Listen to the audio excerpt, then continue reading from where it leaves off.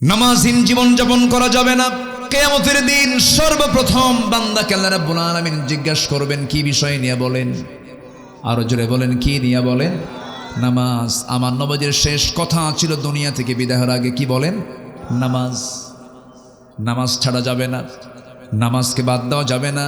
আল্লাহ রাব্বুল আলামিন সুন্দর করে বলছেন, যারা নামাজকে অবহেলা করবে, নামাজ নিয়ে যারা অবহেলা প্রদর্শন করবে তাদের জন্য ওয়াইল নামক দোজক আছে।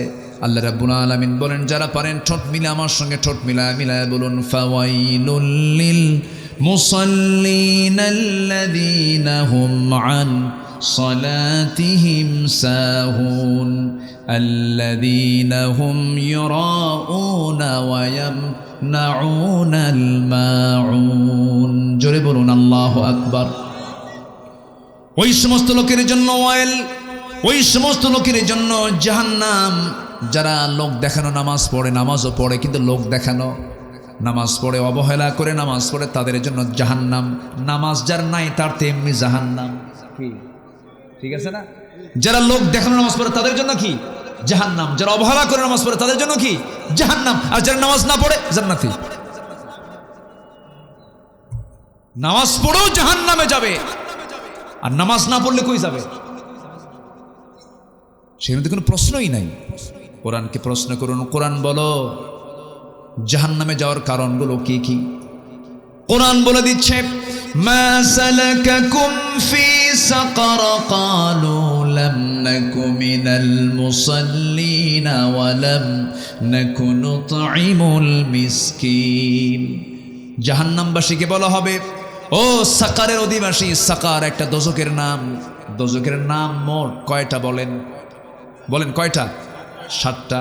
মোট 7টা দোজক, এর মধ্যে সাকার নামক একটা দোজক। সাকারের অধিবাসীকে বলা হবে, ও সাকারের অধিবাসী, আজকে তোমরা সাকারে কেন, দোজকে কেন? তারা বলবে 4টা কাজ করে আসি নাই। কয়টা কাজ শুনবেন? আগ্রহ আছে? নাম্বার 1 হলো নামাজ। আজান শুনেছি খুব সুন্দর করে, মুয়াজ্জিন আজান দিয়েছে, আজান শুনেছি, মসজিদে যাই নাই, নামাজে আদায় হয় নাই, নামাজে হাজির হই নাই, আজকে সেই জন্য আজকে আমরা সাকার নামক দোজকে। তাহলে চিন্তা করে দেখুন, জাহান্নামে যাবার 1 নাম্বার কারণ হলো কি? ছেড়ে দেওয়া। বলেন নামাজ ছেড়ে দেওয়া। তাহলে আজকে আমার দেশে সবচেয়ে বড় অপরাধ কি হচ্ছে বলেন?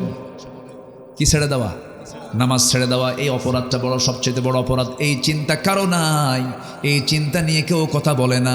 অথচ আল্লাহ রাব্বুল আলামিন বলছেন, রাষ্ট্র গঠন করবা, 4টা আইন দিচ্ছে। 1 নাম্বার আইন হলো তোমরা রাষ্ট্র গঠন করার সঙ্গে সঙ্গে জাহান্নাম থেকে বাঁচার জন্য জাতিকে নামাজের ব্যবস্থা করে দিবা। জোরে কোন সুবহানাল্লাহ। কার কথা?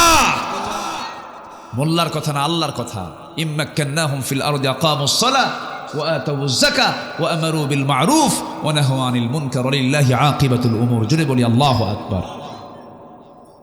আমার বন্ধুগণ, এই জন্য নামাজ আমরা ছাড়ব না, নামাজ কি কখনো বাদ দেওয়া যাবে না। আল্লাহ রাব্বুল আলামিন আগে ঈমান আনতে বললেন, সেই ঈমানটা হতে হবে কি ঈমান? ঈমানের কিছু গুণ আছে, মুমিনের কিছু গুণ আছে, সেই গুণগুলো অর্জন করতে হবে। আল্লাহ রাব্বুল আলামিন কাফিরকে চেনার জন্য কাফিরুন দিয়েছেন, মুনাফিককে চেনার জন্য সূরা মুনাফিকুন দিয়েছেন, আবার মুমিনকে চেনার জন্য সূরা মুমিনুন দিয়েছেন। যারা পারেন ঠোঁট মিলিয়ে বলুন, সওয়াব পাবেন। قد أفلح المؤمنون الذين هم في صلاتهم خاشعون والذين هم عن اللغو معرضون والذين هم للزكاة فاعلون والذين هم لفروجهم حافظون।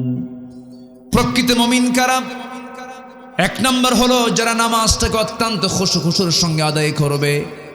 নাম্বার 2 হলো যারা অনর্থক কোনো কথা মুখ থেকে বের করবে না, বেফাঁস কোনো কথা বলবে না। ইমানদারদের কথা হবে জমির দলিলের মতো।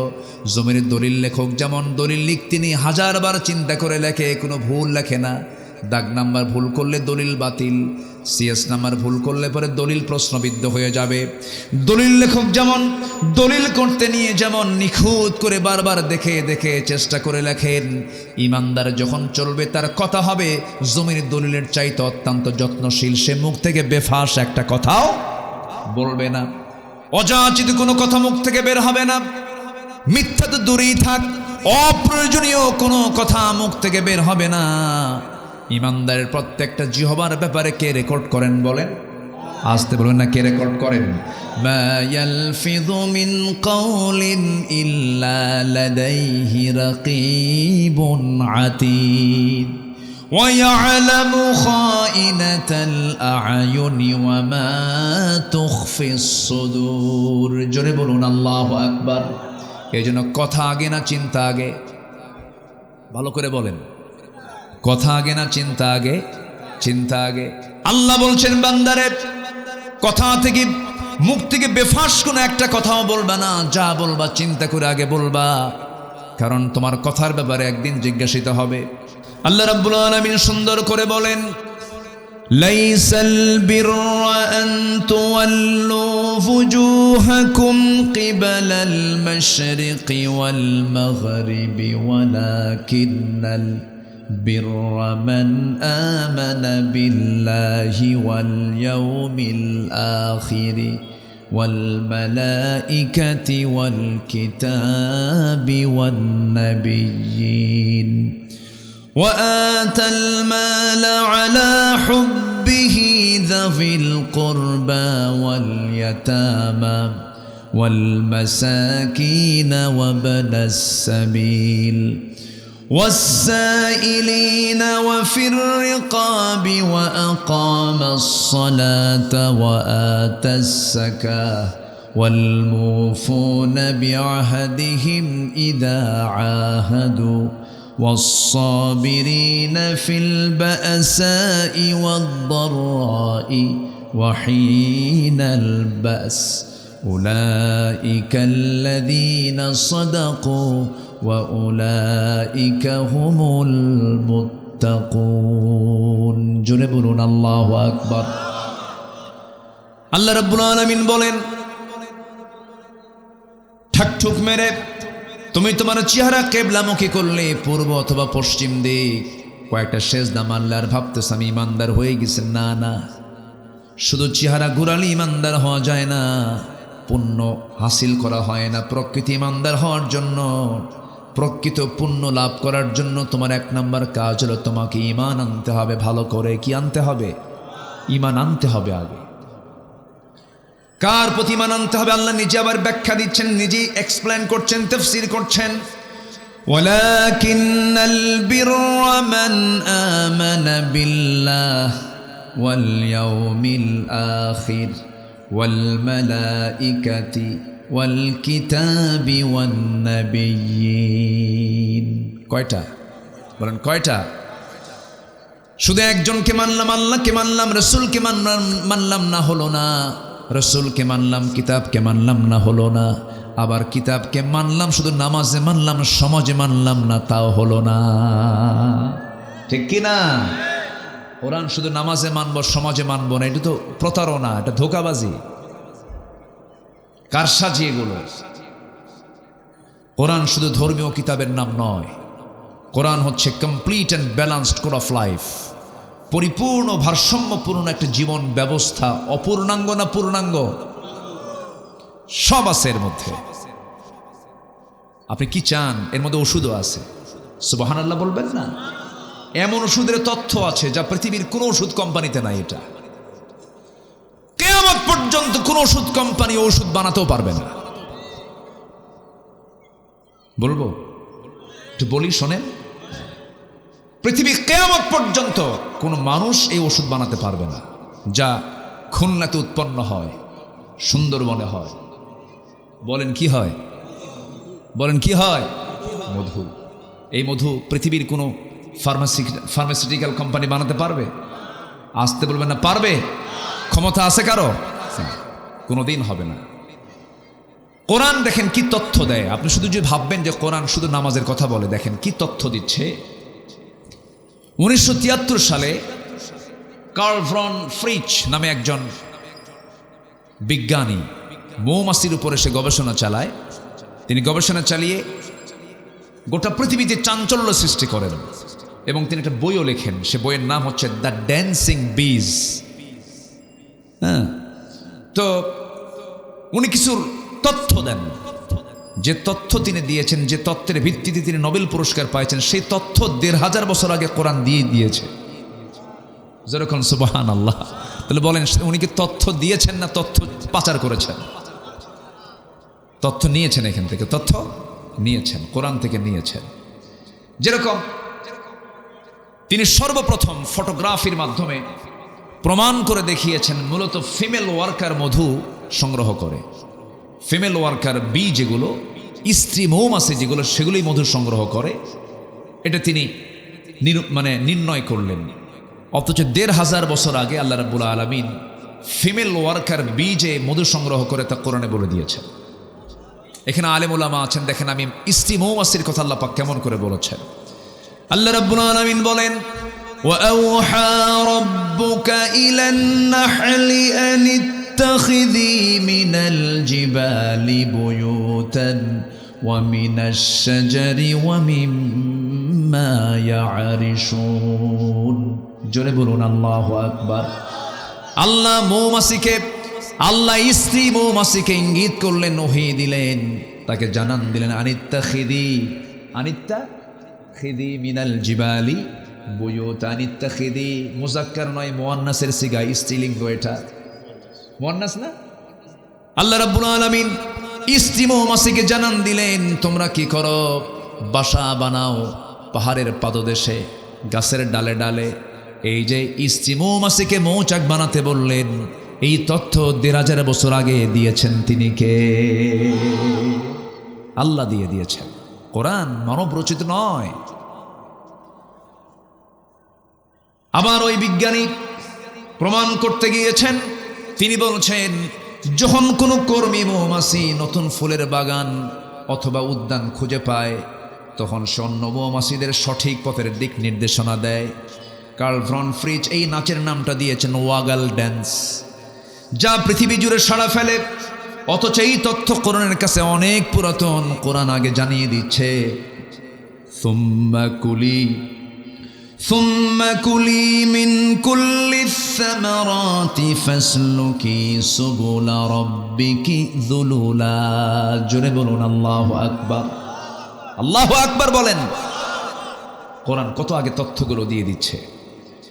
এরপরে আমরা যে মধুগুলো খাই, যে মধু পান করি, এই মধুটা বর্তমান সময়ে এসে বিজ্ঞানের নিখুঁতভাবে গবেষণা করে বের করেছেন, এই আসলে মধু বের হয় মৌমাছির পেট থেকে, মৌমাছির পেট থেকে বের হয়।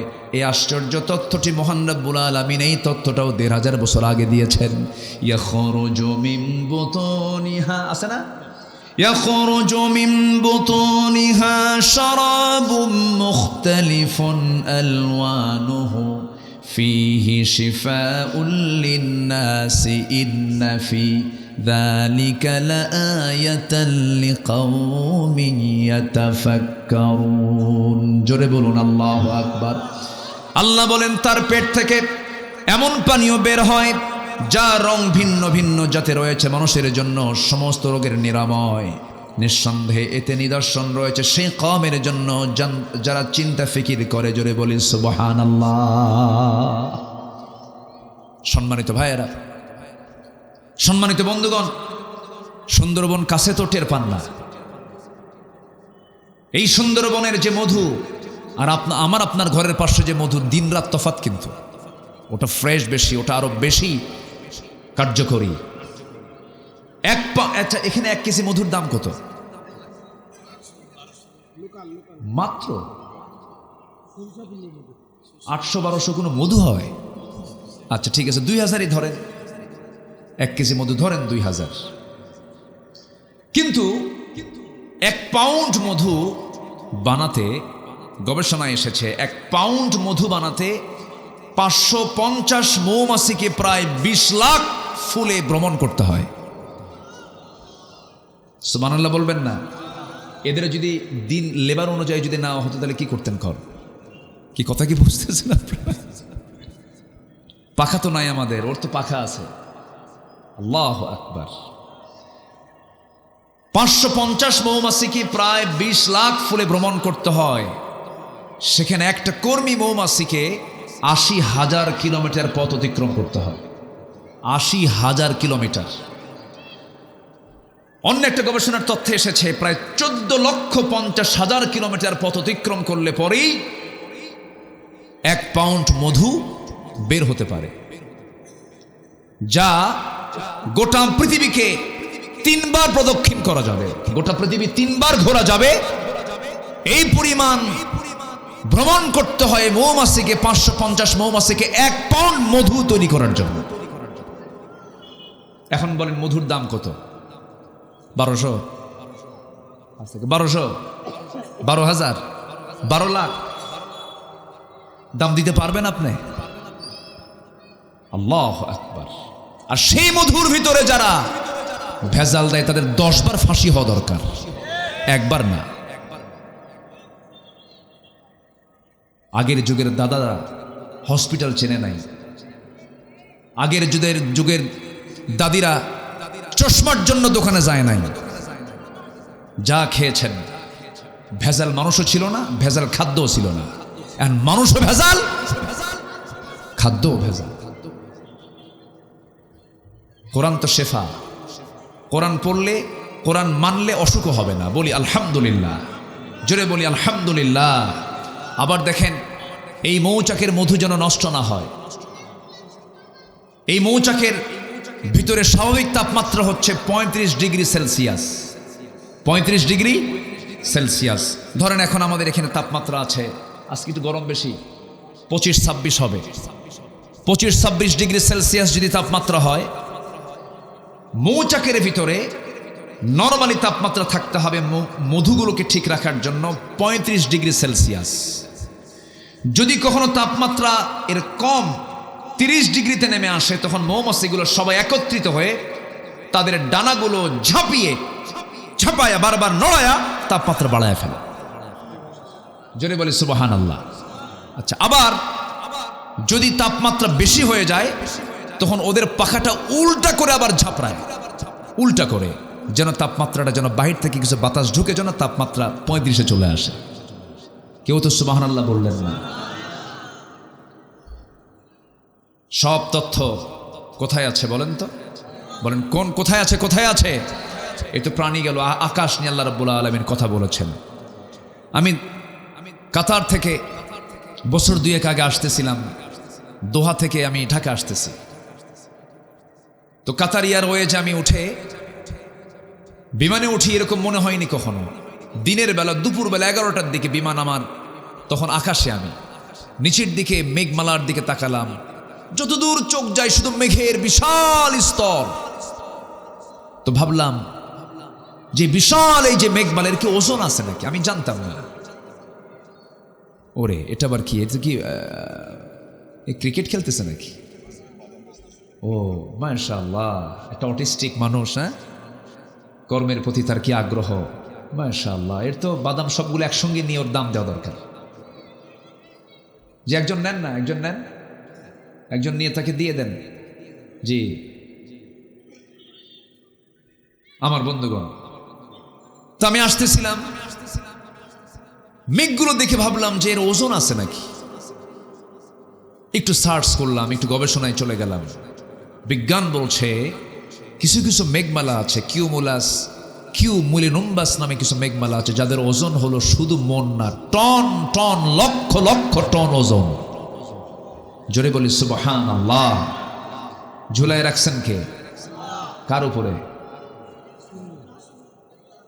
শূন্যের উপরে। কার মাথার উপরে? বলেন কার মাথার উপরে? একটু হুঁশ হয় না? আমাদের হুঁশ হবে কোন দিন? একটা দিনের জন্য কি আল্লাহ তাআলা কখনো একটা মেঘখণ্ড, মেঘমালা ফেলে দিয়েছেন? যদি আল্লাহ পাক মাঝে মাঝে এরকম করে ফেলতেন, কেউ কি বিল্ডিং বানাতো? বিল্ডিং বানাতে আরেক বিপদ হয়ে যেত। একটা দিন মিসিং হলো না। আবার এই মেঘমালাগুলো আল্লাহ রাব্বুল আলামিন বায়ু প্রবাহের মধ্য দিয়া উড়ায় নেন, ঘোরায় নেন। আবার যখন পানিগুলো জমিন থেকে তোলেন, ওয়াটার সাইকেল অনুযায়ী পানি চক্র আকারে। আল্লাহ কোরআনে মেটেরোলজিক্যাল সায়েন্স নিয়ে কথা বলেছেন, আবহাওয়া বিজ্ঞান নিয়ে কথা বলেছেন। আবহাওয়া বিজ্ঞান 19 শতক 20 শতকে সে তথ্য দিয়েছে ১,৫০০ বছর আগে কোরআন সেই তথ্য আগিয়ে দিয়েছে। জোরে কই সুবহানাল্লাহ। আমার বন্ধুগণ, এই যে মেঘগুলো আমরা দেখি, আজকেও সারাদিন মেঘ মেঘ ভাবছিল।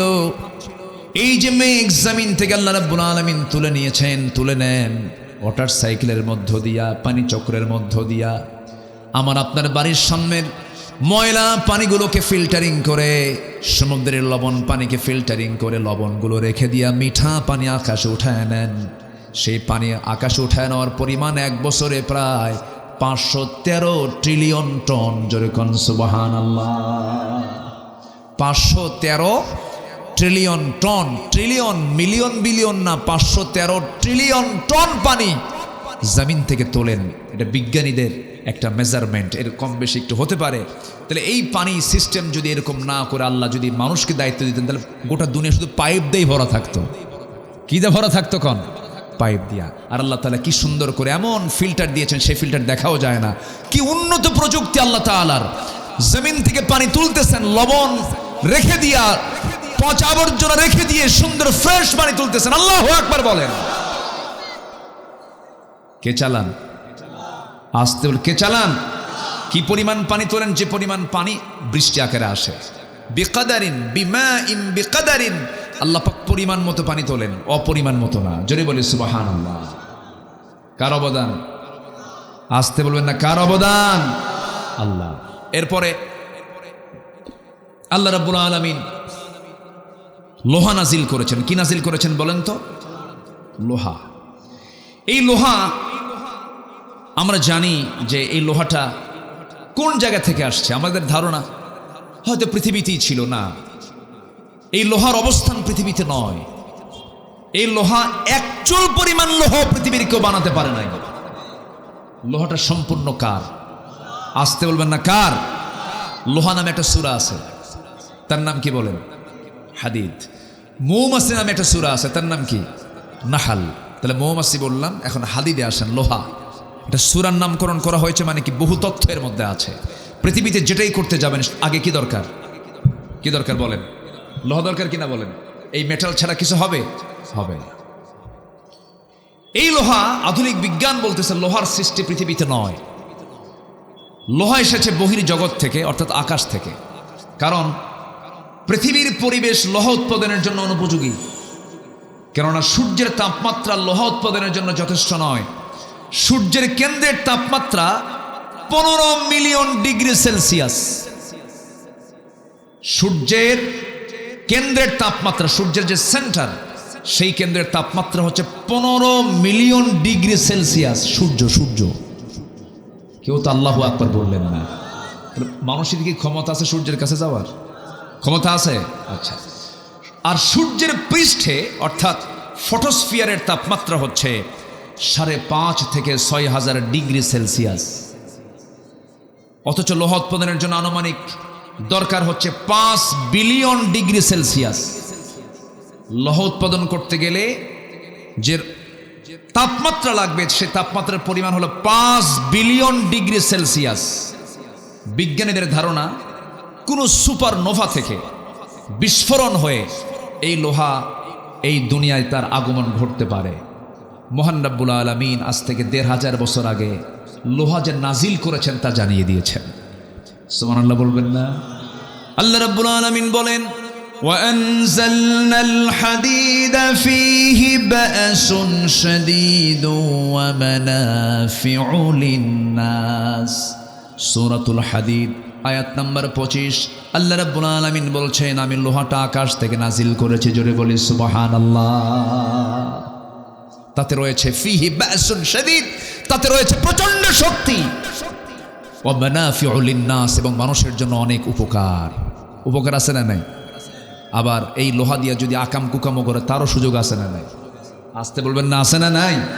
আচ্ছা, আপনি বড় আলেম, ভালো কোনো ব্যক্তিকে পাহারা দিবেন, তার পাহারার জন্য অস্ত্রের দরকার আছে না নাই বলেন তো? অস্ত্র নিয়ে দাঁড়ায় থাকলেন, সে অস্ত্র ভালো মানুষের উপকারে আসছে। আবার এই অস্ত্রই যদি আপনি, অর্থাৎ শিশুর হাতে আপনি যদি চাকু তুলে দেন আপেল কাটার জন্য, সে কি আপেল কাটবে না হাত কাটবে? সেই আপেলের দায়িত্ব যদি আপনি নেন, তখন আপনি কিন্তু ওই ছুরি দিয়ে আপনি আপেলই কাটবেন, আপনি হাত কাটবেন না।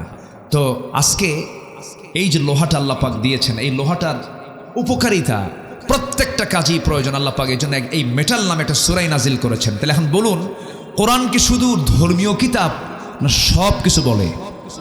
বলেন, কোরআন কি শুধু এক কথা বলে না সব কথা বলে? সব কথা বলে। কি চান আপনার মধ্যে? শুধু আমি যদি সায়েন্স নিয়ে কথা বলতে যে গোটা রাত যাবে, শেষ হবে না। সম্মানিত ভাইয়েরা, আসুন আমরা সেই জায়গায় চলে যাই যেখানে আমি তেলাওয়াত দিয়ে শুরু করেছিলাম। 6টা কাজ করলে পরে আমরা সত্যবাদীর সার্টিফিকেট পাবো এবং মুত্তাকির সার্টিফিকেট পেয়ে যাব। এর মধ্যে 1 নাম্বার হলো আমরা ঈমান আনবো কার উপরে? মোট কয়টা ঈমানের ক্লাস? মোট কয়টা? 5টা। মনে আছে না? এই 5টার সমন্বয়ে হয়ে ঈমান আনতে হবে। একটাকে অবিশ্বাস করলে পরে কাম হবে না।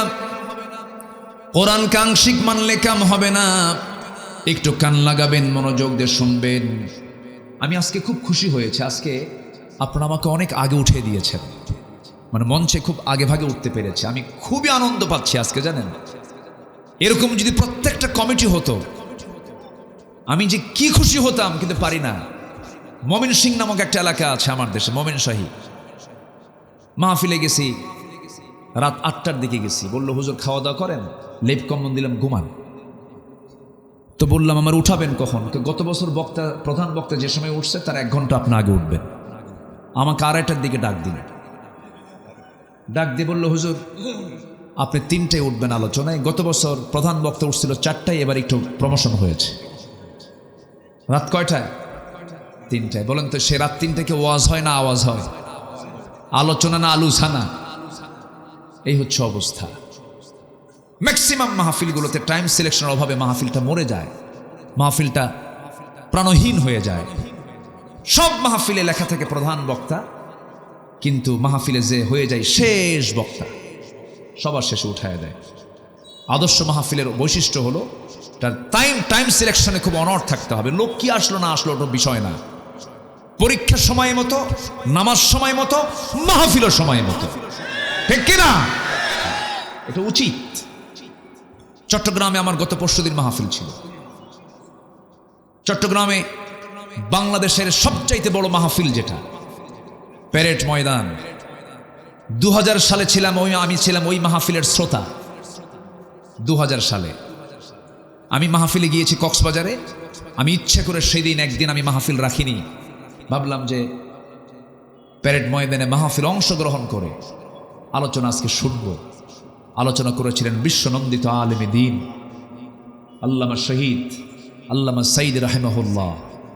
তো সেই প্যারেড ময়দান 18 বছর ধরে বাতিল গোষ্ঠী জিম্মি করে মাহফিলকে তারা বন্ধ করে রেখেছিল। 18 বছর 1.5 যুগ মাহফিল করতে দেয়নি। 1977 সালে মাহফিল শুরু হয়, 2006 সাল পর্যন্ত একটানা আল্লামা সাইদ রাহিমাহুল্লাহ তিনি মাহফিল করেছেন 5 দিন ব্যাপী। কয়দিন ব্যাপী? একজন 5 দিন করে 29 বছর তিনি একটানা করেছেন। 2007 সাল বন্ধ হলো। ওই সময় থেকে এই 24 সাল পর্যন্ত, 25 সাল পর্যন্ত, 24 সাল পর্যন্ত ফেরেশতারা বন্ধ রাখছিল। বোঝেন নাই? সেখানে আমি আলোচনায় উঠছি। সেদিন আমি চিফ মেহমান প্রথম দিনের। আল্লামা, আমি তো নগণ্য গোলাম, এলেম কালাম তেমন নাই, মানুষ ডাকে যাই। আমি তো জানি আমি আব্দুল্লাহ আমিন, আমার কুদ্দুর কি আছে? লা ইলমা লানা ইল্লা মা আল্লামতানা, কিচ্ছু নাই। ওই বাবার সঙ্গে আগে হাটে যেতাম।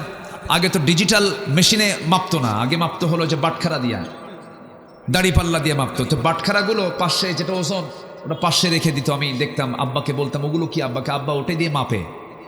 সবচেয়ে বেশি ওজন যেটা 5 কেজি নিচে, তার উপরে 2 কেজি, তার উপরে 1000 গ্রাম, তার উপরে 500 গ্রাম, তার উপরে 200 গ্রাম, তার উপরে 100 গ্রাম, তার উপরে 50 গ্রাম, এর উপরে 25 গ্রাম, এর উপরে 20 গ্রাম, এর উপরে 10 গ্রাম। আমি হলাম সেই 10 গ্রাম।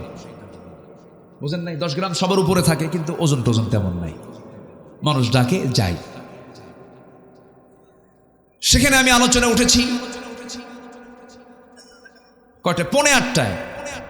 8:45 চিফ মেহমান, 8:45 আলোচনায় উঠছি।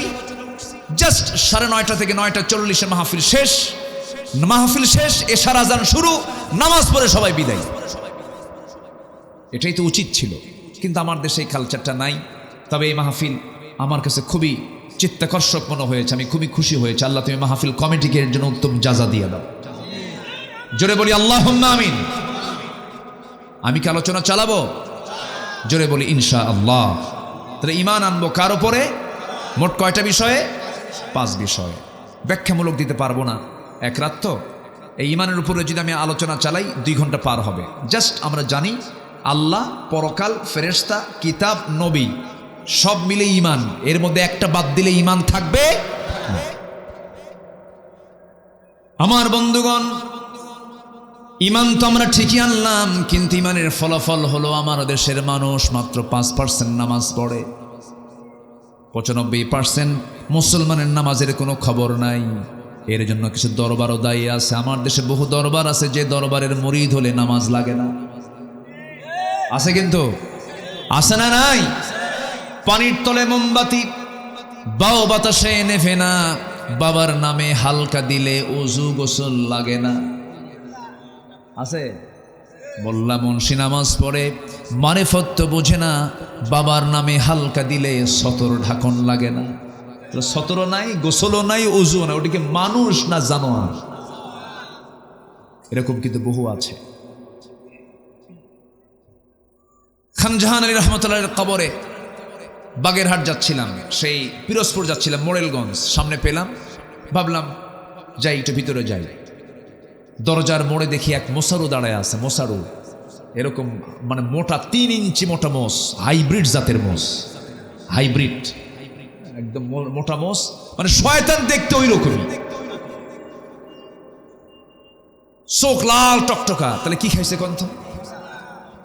বোঝাই তো যায়, ওটা গাঁজা কয় না, কয় সিদ্ধি। আবার কেউ কেউ এটা নাকি বেহেশত থেকে আসছে, বেহেশতের গাছগুলো। এটা কত বড় শয়তান এগুলো। তা আমি ওই জুতাটা হাতে নিয়ে ভিতরে ঢুকতেছি, জুতা নিয়ে ঢুকতেছি হাতে নিয়ে, কারণ জুতা তো আমার দেশে চুরি হয় না নাকি? আসতে কয়, জুতা চুরি হয় কি না বলেন? মসজিদে আমি আগে না জুতা আগে? বলেন, জুতা আগে না রাখলে তো নামাজই হবে না আপনার। বিশাল টেনশন। জুতা পিছনে রাখলেই টেনশন। আপনি তসবি পড়তে নিয়ে ভাববেন জুতা আছে তো, সামনে রাখলে আর মোটামুটি জুতার দিকে একবার নজর দিবেন, সেজদার দিকে একবার নজর দিবেন। এই হলো মসজিদের সিকিউরিটি। পৃথিবীতে একটা মাত্র দেশে জুতা চুরি হয়, তার নাম কোন দেশ বলেন? বাংলাদেশ। মানে পায়ের তলার জিনিসও থাকে না। আমরা কোথায় আছি? তো আমি জুতা হাতে নিয়ে আসতেছি, বলতেছে যে আপনি জুতা নিয়ে ঢুকতেছেন কেন? আপনি জানেন না এটা পাক দরবার শরীফ? বললাম যে জুতা যে রাখবো, জুতা যদি চুরি হয়ে যায়, কি চুরি হয়ে যাওয়ার চিন্তা করে আপনি দরবার নষ্ট করবেন আপনি? আমি বললাম তো আমি তো রসুলের দরবারেও গেছি, আমি নবীজির মাকবারা জিয়ারা করেছি, জুতা হাতে নিয়ে করেছি বেটা। তা আমার দিকে চোখ বড় করে তাকায় আছে। সম্মানিত ভাইয়েরা, আমার দেশে অধিকাংশ মাজারগুলোতে শয়তান বসে থাকে। শয়তান সময় এসেছে এখন 1.5 হাত লাঠি দিয়ে পিটায়া হাত পা ভেঙ্গে গুঁড়ো করে দেওয়া দরকার বেদবদের। নামাজ নাই তো এদের, নামাজও পড়ে না, সেজদা দেয় মাজারে গিয়ে। এই মস্তক কার জন্য? আসতে বলবেন, এই মস্তকটা কার জন্য? এই মস্তক শুধুমাত্র একজনকে দেওয়া যাবে। তিনি কে? তিনি কে? কাউকে দেওয়া যাবে তাকে ছাড়া? দিলে কি জান্নাত না জাহান্নাম? মাথা নিচু করা জায়েজ? এই মাথা নিচু মানে রুকু। রুকু করব কাকে? ওয়ারকাউ মা'আর রাকিঈন। রুকু কারো সামনে করা যাবে না, রুকুও করা যাবে না, সেজদাও করা যাবে, রুকুও করা যাবে না, সেজদাও করা যাবে না। আমার নবীজির তায়েফের ময়দানের একটা কথা মনে হলো আমার। তায়েফে আমার নবীজি দাওয়াত দিতে গেছেন। মক্কায় দাওয়াত গ্যাস বন্ধ। আবু জেহেল নিবন্ধন বাতিল করছে, দলও ব্যান্ড করছে, রসুলকে গৃহবন্দীও করছে। কোথায় যাবেন? আমার নবীজি বুক ভর আশা নিয়ে ভাবলেন, বনু সাদে তো আমি তায়েফ দিয়ে গেছি, আমার দুধমা ঘরে আমি গিয়েছি বহুবার, তায়েফের কথা তার মনে হয়ে গেছে। খুব সুন্দর এলাকা, আপনারা যারা গেছেন প্রচুর ফল হয়, তায়েফের ফল গোটা পৃথিবী সাপ্লাই হয়, এটা নবীর দোয়ার ফসল। আমার নবীজি তায়েফের ময়দানে গিয়া বুক ভরা আশা নিয়ে যখন কালিমার দাওয়াত দিতে গেলেন, আমার নবীজি দাওয়াতের ফলাফল পেয়েছেন ফুল না পাথর? ফুল না পাথর পেয়েছেন? পাথর পেলেন, এমন পাথর মারা হলো রাসূলের সাথে। উচ্ছৃঙ্খল যুবকদের লেলিয়ে দেওয়া হলো। শয়তান মুরব্বীগুলো নিজেরা আগায় না এসে উচ্ছৃঙ্খল যুবকদেরকে লেলিয়ে দিয়েছে। চোকা চোকা পাথর হাতের মধ্যে নিয়ে শত শত যুবক আমার রাসূলকে পাগল মনে করে পাথর মারা শুরু করে দিয়েছে। নবীজির হাতের মধ্যে হাত ঢুকলে পরে তুলার মতো নরম যে হাত ছিল নবীজির কোমল দেহে, পাথরগুলো যখন গিয়ে পড়ল, ফিনকি দিয়ে রক্ত পড়া শুরু হয়ে গেছে। যে নবীজি রাস্তায় হাঁটলে পরে দিনের বেলা সূর্যের কিরণে নবীজি যেন না ঘেমে যান, আল্লাহ পাক সূর্যের নিচে মেঘখণ্ড সবসময়ের জন্য রেখে দিতেন। সেই নবীজির দেহে পাথর মারতে মারতে রক্তাক্ত হয়ে পড়লেন রাসূল, জমিনে লুটিয়ে পড়লেন। নবীর পাশে কেউ নাই, সেন্সলেস হয়ে গেলেন। মালাকুল জিবাল এসে, পাথরের ফেরেশতা এসে বলতেছে, ইয়া রাসূলুল্লাহ, এই যে দুই দিকের পাহাড় দেখা যায়, চাপা দিয়া শেষ করে দেব, আপনি শুধু অর্ডার করুন। রাসূল বলেন, না না, লা বাল আরজু, না, বরং আমি আশা করি যে লোকগুলো আজকে আমাকে রক্তাক্ত করে জমিনে ফেলে দিয়েছে, আমার মনে হয় এদের সন্তানরা সব কালিমাওয়ালা হয়ে যাবে। জোরে বলি সুবহানাল্লাহ, আমি মাফ করে দিলাম। নবীজি সেই জায়গা থেকে বের হলেন। 3 দিন 4 দিন তিনি খান নাই, পেটে কোনো খাবার যায় নাই, পানিও যায় নাই। আমার নবীজি দৌড় মারা শুরু করলেন যেন তারা আবার না অ্যাটাক করতে পারে। সামনের দিকে যেতে যেতে সিরাত ইবনে হিশাম গ্রন্থে এসেছে, সামনে একটা আঙ্গুর বাগান পেলেন, আঙ্গুর বাগানের ভিতরে ঢুকে পড়লেন। আমার নবীজি মাথা চক্কর মেরে আর পারলেন না, রক্ত শূন্যতায় ভুগছেন, দেহ থেকে রক্ত ঝরেছে। আমার নবীজি যখন তিনি জমিনে লুটিয়ে পড়লেন, চিত হয়ে পড়ে গেলেন, ওই আঙ্গুর বাগানের একজন কেয়ারটেকার দূর থেকে লক্ষ্য করেছে কে যেন আসলো, ভিতরে পড়ে গেছে। সামনে গিয়ে দেখে আমার নবীজির শরীর থেকে রক্ত এখনো ঝরতেছে। ওই কেয়ারটেকারের মধ্যে মায়া হলো, দয়া হলো। এত সুন্দর চেহারার মানুষ তো কোনোদিন দেখি নাই, সুন্দর চেহারার মানুষ। দয়া হলো, মায়া হলো। আঙ্গুর বাগান থেকে থোকা থোকা কয়েকটা আঙ্গুর হাতের মধ্যে পেড়ে নিয়া চিপে চিপে চিপে চিপে মোটে 1 গ্লাস আঙ্গুরের রস তৈরি করে নবীর সামনে দিয়ে বলছে, যুবক, এই রসটা পান করো, নচেত তুমি মরে যাবে, জীবনের শক্তি তুমি হারিয়ে ফেলবে। আমার নবীজির হাতে যখন দেওয়া হলো, কাপা কাপা হাতে আমার নবীজি 1 গ্লাস আঙ্গুর নিলেন, বিসমিল্লাহ বলে 3 ঢোকে পান করলেন। 3 ঢোকে পান করার পরে আমার নবীজি মুস্কি হাসি মেরে চোখটা খুলে ওই যুবকের দিকে তাকায় বলছেন, যুবক, তোমার নামটা তো আদ্দাস, তাই না? আদ্দাস মনে মনে চিন্তা করে, আমাকে দেখলো না, আমাকে চিনল না, আমার কোনো কিছুই জানে না, অথচ সেই লোকটা আমার নামটা বললো কেমনে? রাসূল এবার বলছেন, তুমি কি চিন্তা করো ও আদ্দাস? তোমার গ্রামের বাড়ির নাম হলো নিনোয়া, নিনোয়া নামক গ্রামে তোমার জন্ম। আর আশ্চর্য হয়ে চিন্তা করে, আমার গ্রামের নামটা বললো কেমনে? এবার রাসূল বলছেন, তুমি কি চিন্তা করো ও আদ্দাস? তুমি যে গ্রাম নিনোয়াতে জন্মগ্রহণ করেছ, সেই গ্রামে জন্মগ্রহণ করেছেন আল্লাহর পয়গম্বর ইউনূস আলাইহিস সালাতু ওয়াস সালাম। এবার আদ্দাসের টনক নড়ে গেল, এত তথ্য জানলো কেমনে লোকটা? এবার বলতেছে, যুবক, আমার নাম বললে, আমার গ্রামের নাম বললে, আমার গ্রামের হিস্টোরি শত শত মাইল দূরে, তোমার তো জানার কথা নয়, তোমাকে কে বললো, কে জানায় দিল? এবার রাসূল বলছেন, আদ্দাস, একজন নবীর কাছে আরেকজন নবীর খবর থাকতেই পারে। জোরে বলি সুবহানাল্লাহ। আদ্দাসের বুঝতে দেরি হলো না। আদ্দাস এবার রাসূলকে লক্ষ্য করে বলছেন, ওরে মুহাম্মদ, তুমি মনে হয় আল্লাহ আব্দুল্লাহর পুত্র মুহাম্মদ, যার কথা শুনেছি মক্কায় তার জন্ম, তুমি কি সেই ব্যক্তি নাকি? আমি সেই ব্যক্তি। সঙ্গে সঙ্গে লাফ মেরে গিয়ে নবীর 2 পায়ে 2টা হাত রেখে সেজদা দিয়ে রাসূলকে ধন্য করবে খ্রিস্টানি কায়দায়। রাসূল চান্স দিলেন না, সঙ্গে সঙ্গে সরে গিয়ে আদ্দাসের 2টা হাত শক্ত করে ধরে বুকের সঙ্গে বুক লাগায় দিলেন। সুবহানাল্লাহ বলবেন না? বিশ্বনবী সেজদা নিয়েছেন, আর এই বদমাইশরা সেজদা নেয়, হাত পা ভেঙে গুঁড়া করে দেওয়া দরকার।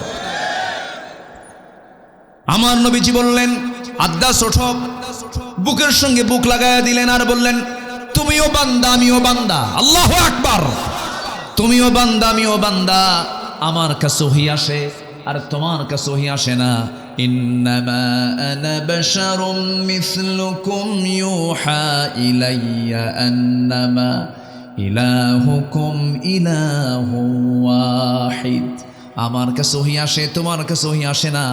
যখন রাসূল তাকে বুকের সঙ্গে জড়িয়ে ধরলেন, আদ্দাস বলছে, আপনি আল্লাহর নবী, বিন্দু পরিমাণ কোনো সন্দেহ নাই। জোরে বলি সুবহানাল্লাহ। আমার ভাইরা, এই জন্য ঈমান এনেছি আমরা। কোনো শিরকির কাছে যাওয়া যাবে না, বেদাতের কাছে যাওয়া যাবে না, কোনো কুফরি হানতের পরিবেশে যাওয়া যাবে না। ঈমানকে ফ্রেশ রাখতে হবে, নামাজ ঈমানদার হতে হবে। আমার দেশে নামাজ ঈমানদার বেশি না বেনামাজ ঈমানদার বেশি?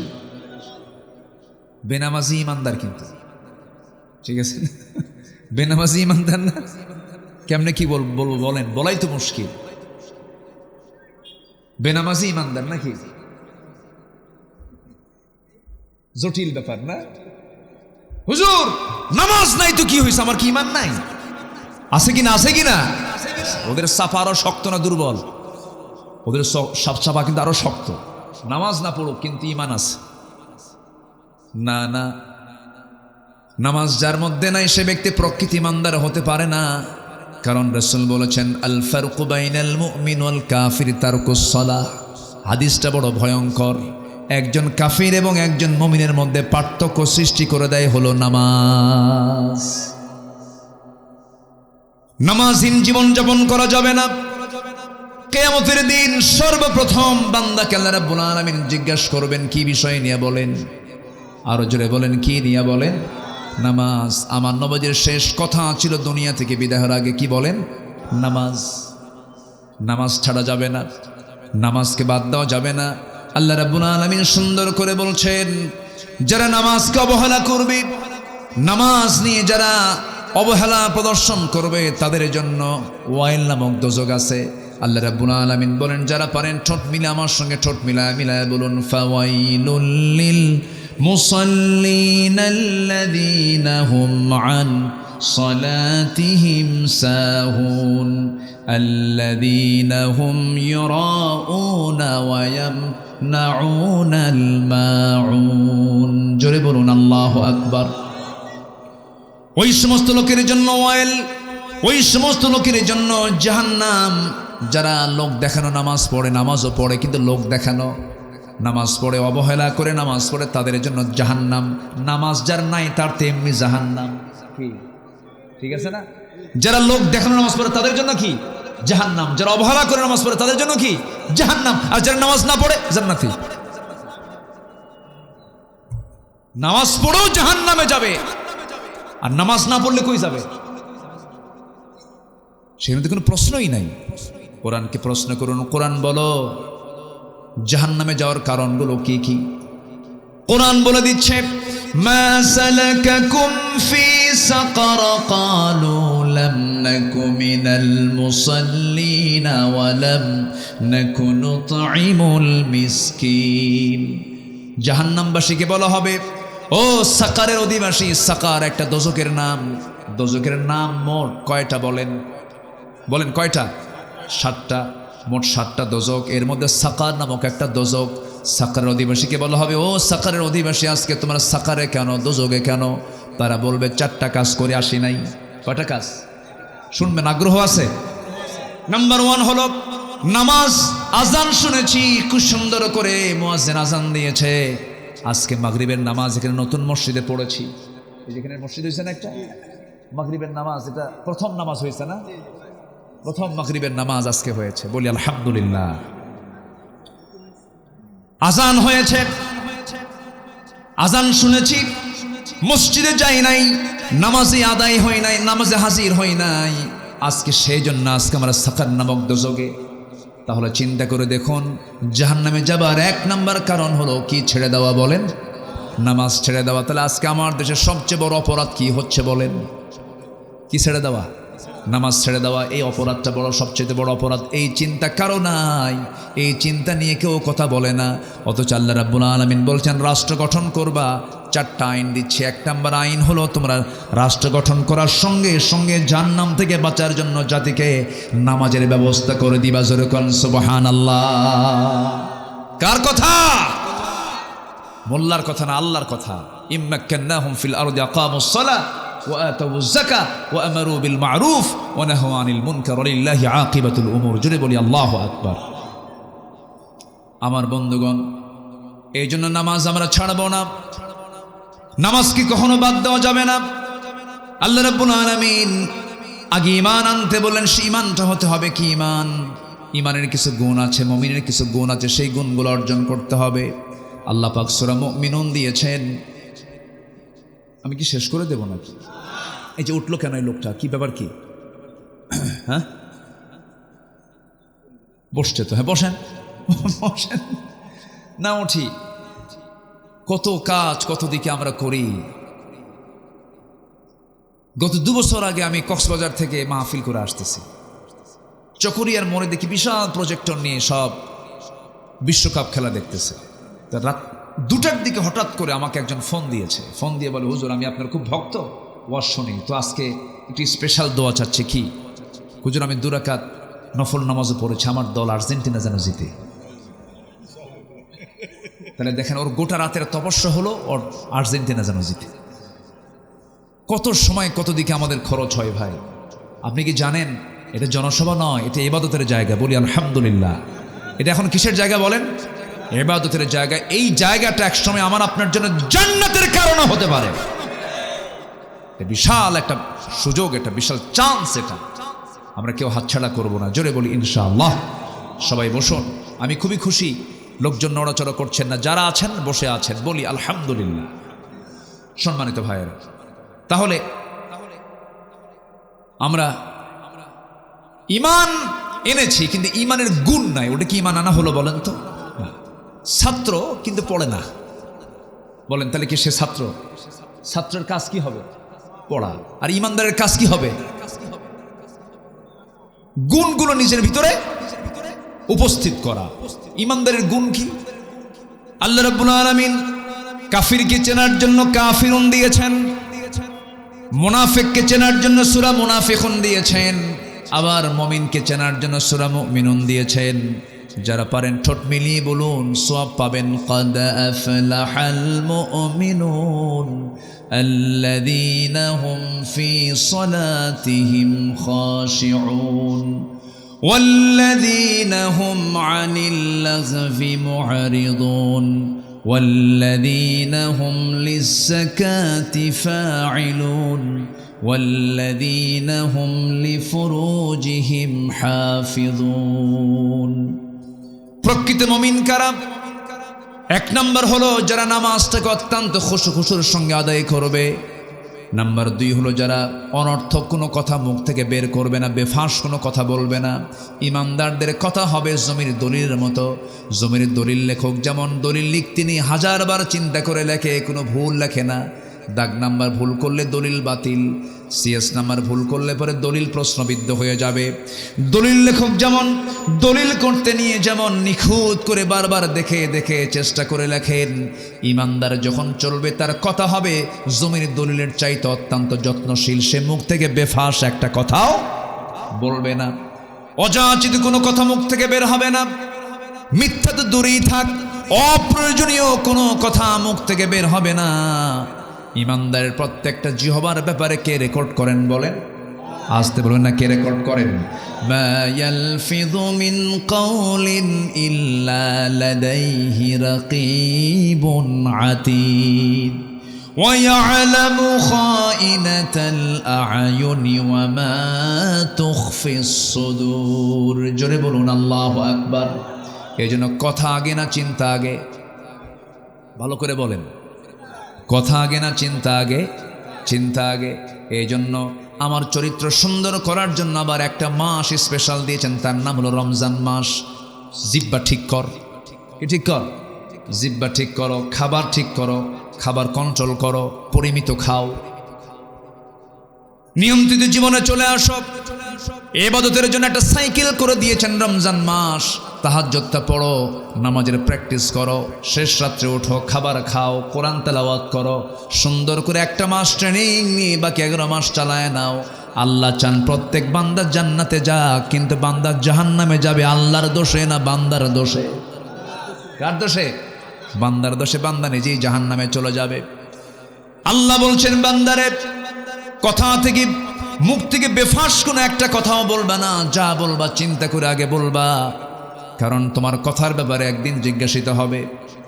আমার বন্ধুগণ, মুখ থেকে কথা যখন বের হতে হয় সেই সময় চিন্তা করে কথা বের করতে হয়, কিন্তু যারা অহংকারী হয় তাদের মুখ থেকে বেফাস কথাই বের হয়। যারা বদমাইশ শ্রেণীর হয় তাদের চরিত্র ফুটে ওঠে কিসের মধ্যে বলেন? কথার ভিতরে। দেখেন না ছাত্রগুলো কি সুন্দর করে, আমাদের সন্তানরা বলতেছে কোটার কয়দিন থাকে, আমরা মেধা খাটায় আমরা চাকরি পাই না, এই বৈষম্য দূর করা হোক। জবাবে একটা দায়িত্বের জায়গায় বসে কি পরিমাণ প্রাউড হলে পরে বেফাস কথা মুখ থেকে বের হতে পারে। বলতেছে রাজাকারের নাতিপুতিরা চাকরি পাবে, কয় নাই? বলেন এই পতনের পেছনে এই কথা কি ছোটখাটো কোনো বিষয়? বলেন ছোটখাটো কোনো বিষয়? কথা কি জিনিস দেখেন, একটা কথা, একটা অহংকার পতন ত্বরান্বিত করেছে, ঠিক কিনা? আল্লাহ বলছে ইমানদার হবা আগে জিব্বার লাগাম ধরো। ওয়াল্লাযীনা হুম আনিল লাগযি মুরিদুন, বাজে কোনো কথা মুখ থেকে বলবা না। 16 বছর টেলিভিশন খুললি এক প্রতিবন্ধী নেতা দেখতাম, ওই নোয়াখালী বাড়ি প্রতিবন্ধী এক নেতা দেখতাম, খালি মাইক পেলেই বলতো খেলা হবে। কি এরকম বলতো না? বদমাইশ। যশোরী ছিল তো, যশোরী ছিল, কোন দিক দিয়ে কে পার করে দিছে আল্লাহ জানে। আমরা পালাই না। 16 বছর আমাদেরকে রাজাকার বলে গালি দিয়েছিল ওরা। আমরা একটাও পাকিস্তান যাই নাই। হিন্দুস্তানের রাজাকাররা সব হিন্দুস্তানে গিয়ে বসে আছে। কি আমরা কেউ পালাইছি? আমরা চোর না, আমরা চুরি করে নিয়ে যে পালাবো। আমরা বুক দেব, পিঠ দেব না। দেশে আছি, দেশেই থাকবো। বাড়িওয়ালা একজন, চোর 10 জন। হুঙ্কার কারটা বেশি শক্তিশালী? বাড়িওয়ালা। চোর 10 জন হয়ে লাভ নাই। বাড়িওয়ালা একটা শুধু ধর মারবে দৌড়, কারণ ও যে চোর। ও কি চোর? আমরা বাড়িওয়ালা থাকবো, আমরা চোর হব না। জোরে বলি ইনশাআল্লাহ, আরো জোরে বলি ইনশাআল্লাহ। এই জন্য জিহ্বাকে নিয়ন্ত্রণ করার দরকার আছে না নাই? আচ্ছা, নামাজ ঠিক করব, জিহ্বা ঠিক করব। ওয়াল্লাযীনা হুম লিয-যাকাতি ফাঈলুন, মালের যাকাত দাও, তোমার মাল কখনো নষ্ট হবে না, তোমার সম্পদের বরকত কখনো ফুরাবে না। বড়ই গাছের মতো, বড়ই গাছের ডাল কাটলে আবাদ তুলে নিয়েছেন, কুল পেরে নিয়েছেন, কেটে ফেলেছেন ডাল, পরবর্তীতে কুল কম ধরবে না বেশি ধরবে? বেশি ধরবে। ঠিক তেমনি যাকাত তুমি দিয়ে দাও, তোমার সম্পদ আরো বাড়বে। আল্লাহু আকবার বলেন। তা না দিয়া হলমার্ক খাইছে, শেয়ার বাজার খাইছে, কি খায় নাই? খায় নাই। একদম সাগর চুরি করেছে, পার হতে পারে নাই। ভাঙ্গা হেলিকপ্টার নিয়ে বসেছিল যে দরবেশ আসবে, দরবেশ আসতে পারে নাই। দরবেশ আবার নৌকায় চড়ছে ভুল করে। কোস্টগার্ড ধরে ফেলে বলতেছে আইনমন্ত্রীকে, 2 জন গেছে একসাথে। আইনমন্ত্রীকে দেখে বলতেছে স্যার সিনসি চলেন, থানায় চলেন। আইনমন্ত্রী কয় আমি কি একা আসছি নাকি? আমি তো জামাতের সাথে আসছি। কে? কই যে বসে আছে, কে মাথার চুল কালো, লুঙ্গি পড়া দেখি, গেঞ্জি পড়া, লোকটা কে? দাড়িও নাই। কে লোকটাকে? ভালো করে দেখো, ভান ধরছে দরবেশ। ওরা আলেমদেরকে উলঙ্গ করতে চেয়েছিল, আল্লাহ ওদেরকে ন্যাংটা করে ছেড়েছেন। ইতিহাস, একটা জীবন্ত ইতিহাস, আমাদের শিক্ষা নেওয়ার দরকার আছে না নাই? এখনো কিন্তু চাঁদাবাজি কিছু চলে। শিক্ষা নিন। এক দৌড়ে দিল্লি গেছে। এক দৌড়ে কোথায় গেছে? দিল্লি। পেট হজম হবে না, হারাম খেয়ে হজম হবে না। আমরা যদি কিছু করতেই চাই, আমরা আখিরাতের জন্য করব। জোরে বলি ইনশাআল্লাহ, আর জোরে বলি ইনশাআল্লাহ। আল্লাহ কবুল করুন। কেউ এটাকে মাইন্ডে নেবেন না, আমি কোনো দলীয় এজেন্ডা নিয়ে এখানে বসে নাই, কোরআন নেব। আমিন। এরপর বলছেন আল্লাযীনা হুম লিফুরুজিহিম হাফিজুন, যারা লজ্জাস্থানের যারা হেফাজত করবে। আপনি কোনো মহিলার দিকে চেয়ে আছেন, আপনার স্ত্রীর দিকে কেউ চেয়ে থাকুক লোলুপ দৃষ্টিতে, আপনি কি পছন্দ করবেন? পছন্দ করবেন না। যদি মানুষ হন তাহলে পছন্দ করবেন। আর কিছু অমানুষ আছে, বউ নাচায়া বেড়ায়, এরকম কিছু অমানুষ আছে না নাই? ও তো মানুষ ও হাইওয়ান, ও কুকুর। বউ সুন্দরী বউ পর পুরুষকে না দেখালে ওর ভালোই লাগে না। হোন্ডা নিয়ে ঘোরে, হোন্ডা নিয়ে ঘোরে, একদম সে শিরোমণি। শিরোমণি আছে নাকি? তাহলে আসে তো না, আছে মানে ভুল ভুল কই নেই তো না। আচ্ছা, ফুলতলা শিরোমণির বাইপাস একদম রূপসা নদী থেকে, রূপসার ব্রিজ থেকে শুরু করে এক টান মারে R15। কি R15 উঠায়? এখন তো হোন্ডার সাউন্ড নাই, যত দামি হোন্ডা সেই হোন্ডার সাউন্ডগুলো কম, এখন মানে সাউন্ড কম। আগের হোন্ডা কোম্পানি ভটভট ভটভট আওয়াজ হতো হেলিকপ্টারের মতো, এখন তো আওয়াজ নাই। বউ সুন্দরী নিয়ে হুন্ডায় তুলবে, মানুষ দেখবে না, হুন্ডার তো আওয়াজ নাই। মেকারকে বলে তাড়াতাড়ি পাইপ সারা, স্যালেঞ্জার আউট কর, আওয়াজ বের কর, বউ আমার দেখাতে হবে। হুন্ডায় তোলে, অর্ধলগ্ন বউটাকে হুন্ডার পেছনে তোলে। এখনকার হুন্ডার সাইজে তো নাই, সমান না তো। প্যাসেঞ্জার এবং ড্রাইভিং সিট একদম 3 তলা আন্ডারগ্রাউন্ড। কি ঠিক আছে না? পিছনের সিটে একদম 3 তলায় তুলে থাকে বউরে, আর ও থাকে একদম মাটির তলে। মানে পর্দায় থাকা দরকার যার, ও নাই, ও গেছে মাটিতে। দুই দিকে পা দিয়া বসে, এক টান দিল, জাতি হতবাক হয়ে গেল যে কি গেল। সন্ধ্যার আগ দিয়ে রূপসার তীরে হলদেটে রঙিন সূর্যের নিচে iPhone 16 Pro Max ফোন দিয়ে, যেন ছবিতে কোনো কিছু কালিমা না থাকে, একদম ফ্রেশ একখান ছবি, অর্ধলগ্ন ছবি তুলে, লাল লিপস্টিকওয়ালা ছবি তুলে ফেসবুকে আপলোড দিয়ে বলে, প্রিয় বন্ধুরা আসুন আমার বউটাকে সবাই জামাতের সাথে দেখি। যেরকম নাউজুবিল্লাহ, এরকম কিছু লম্পট মার্কা কিছু পুরুষ আছে না নাই? আল্লাহ বলছেন আল্লাযীনা হুম লিফুরুজিহিম হাফিজুন, যারা লজ্জাস্থানকে হেফাজত করবে, আমি আল্লাহ তাকে নিজের হাতে জান্নাতুল ফিরদাউসের চাবি তুলে দেব। কার কথা? কার কথা? আল্লাহর কথা। তাহলে নামাজটা রেগুলার, বাজে কথা বাদ, যাকাত ঠিক মতো না, এরপরে লজ্জাস্থানকে হেফাজত করা। নাম্বার 5 হলো ওয়াল্লাযীনা হুম লিআমানাতিহিম ওয়াহাদিহিম রাউন, আমানত ঠিক রাখা, ওয়াদা ঠিক রাখা। রাষ্ট্র ক্ষমতা একটা আমানত, রাষ্ট্র ক্ষমতা একটা কি আমানত। ঠিক ছিল নাকি? ঠিক ছিল? হ্যাঁ। এরপরে নাম্বার 6 হলো ওয়াদা ঠিক রাখা। ওয়াদা একটা গুরুত্বপূর্ণ বিষয়। নির্বাচনের আগে বলেছিল একজন নেত্রী, আমার দেশে একজন নেত্রী নির্বাচনের আগে বলেছিলেন, আগামী নির্বাচনে ক্ষমতা আসলে পরে মদিনার সনদে দেশ চালাবো। কি বড় একটা ডাহা মিথ্যা কথা কয়, একটা অনিসলামী দলের নেত্রী কয়, ইসলামী দল না কিন্তু, সে বলতেছে মদিনার সনদে দেশ চালাবো। শয়তানরা বিশ্বাস করে না এই কথাগুলো। মদিনার সনদে দেশ চালায় নাই, মোদির সনদে দেশ চালাইছে। তাহলে নয় কেন না বাদ, এগুলোই করেছে ওরা। ওয়াদা ঠিক নাই, আমানত ঠিক নাই, এগুলো ইমানদার হতে পারে না। শেষে নামাজ দেওয়ার শেষ করছেন আল্লাযীনা হুম আলা সালাওয়াতিহিম ইউহাফিজুন, যারা নামাজের ব্যাপারে যত্নশীল হবে, উলাইকা হুমুল ওয়ারিসুন, ওরাই হচ্ছে ওয়ারিস। যেরকম বাবার সন্তান ওয়ারিস, আল্লাহ বলছেন উলাইকা হুমুল ওয়ারিসুন, ওরাই হচ্ছে ওয়ারিস। আল্লাযীনা ইয়ারিসুনাল ফিরদাউসা হুম ফিহা খালিদুন, যার ওয়ারিস হবে, যাকে আমি আল্লাহ তাআলা জান্নাতুল ফিরদাউসের ওয়ারিস বানায় দেব। কত বড় অফার এটা! আসুন সেই গুণগুলো আমরা অর্জন করে আল্লাহ সেই তৌফিক সবাইকে দান করুন। জোরে বলি আল্লাহুম্মা আমিন। আচ্ছা, গেল ঈমান গেল, এখন আছে কয়টা? 5টা, মোট 6টা কাজ। মোট কয়টা কাজ? ঈমানের ভিতরে আবার কয়টা কাজ? 5টা। এটা তো শেষ করেছি আক্ষরিকভাবে। নাম্বার 2 হচ্ছে 6টা কাজের নাম্বার 2 হচ্ছে প্রিয় জিনিস, প্রিয় মাল, প্রিয় সম্পদ খরচ করা কার পথে? আল্লাহর পথে। 7 দিন ধরে পকেটে ছেঁড়া 2 টাকা ঘোরে, ফকিরও নেয় না, বিড়ির দোকানদারও নেয় না। 7 দিন ওই টাকা পকেটে আসে। কি করা যায়? শুক্রবারে জুমার নামাজ পড়তে যায়, সামনে একটা বাক্স আসে, ওর তো চোখ নাই, ওর চোখ আছে, ও কথা কয় না। এখন সামনের ওই বাক্স যখন আসে তখন ডানে তাকায় বামে তাকায়, কেউ দেখলো নাকি, আস্তে করে পকেট থেকে সেনা 2 টাকা ঢুকাই দিয়া কয়, আল্লাহ সব দেওয়ার দরকার নাই, থোয়ার জায়গা পেলাম না, দিয়ে গেলাম। এটা কি প্রিয় জিনিস দান করে?